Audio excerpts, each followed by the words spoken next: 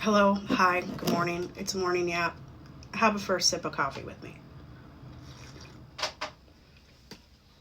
This mug, by the way, is from a Black-owned brand. It was given to me by the one and only Fiona Flight. I think it's called the Trini G. And it is so adorbs. It is so adorbs. Anyway, I was supposed to be trying... Hold on. Okay.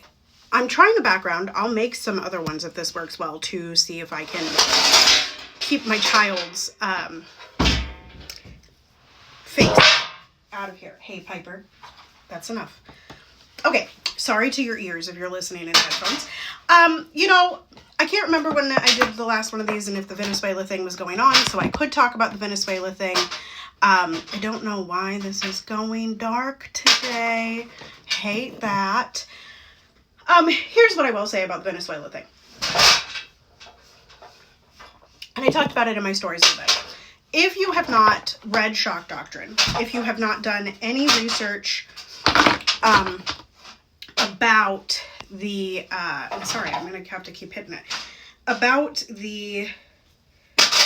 Latin America, about Central America, about South America, I think you should. A lot of the... And this is true of most of the world, honestly. Almost every country that is destabilized has been destabilized by a colonial power, right? Whether that be Britain, whether that be Russia, whether that be Germany, whether that be the US. Like, every country that has been destabilized because of colonialization, with a goal of colonialization in mind. Now, back in the day, and I feel like I've talked about this before, maybe not on the podcast, but one of the things that I will never forget is reading the book, The Shock Doctrine. In fact, it sits on my shelf as a reminder of what the U.S.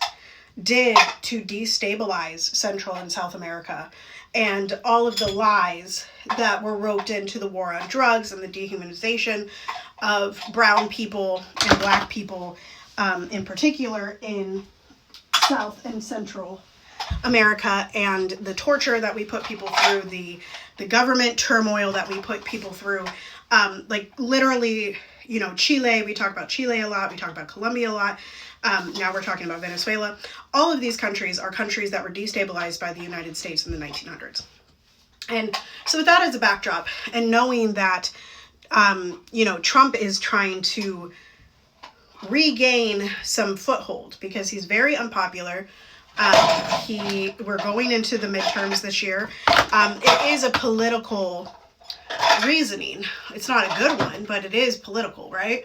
And so I think that's important. I don't know why this is turning off today.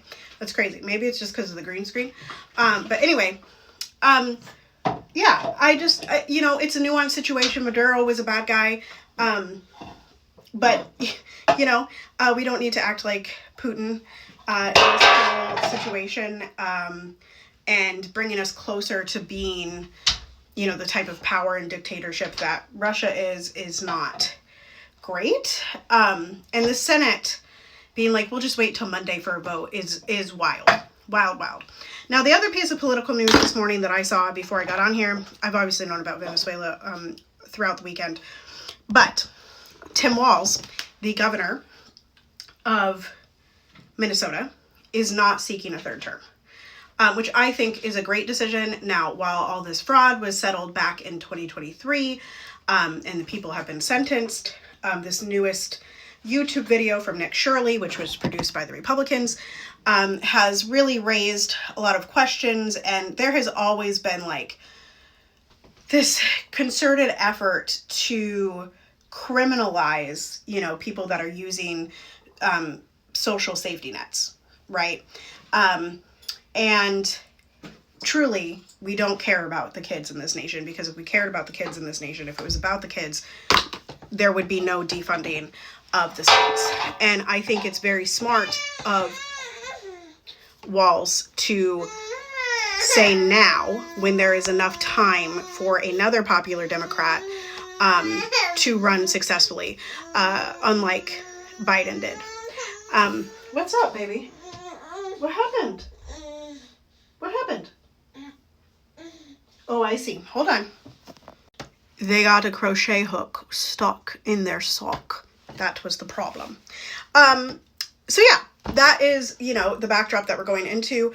I don't really have a ton else to say and report. It's almost foaling season on Katie Van Slyke's page, which I love all the baby horses, and there's going to be many horses this year, and I love many horses, and so that's happening.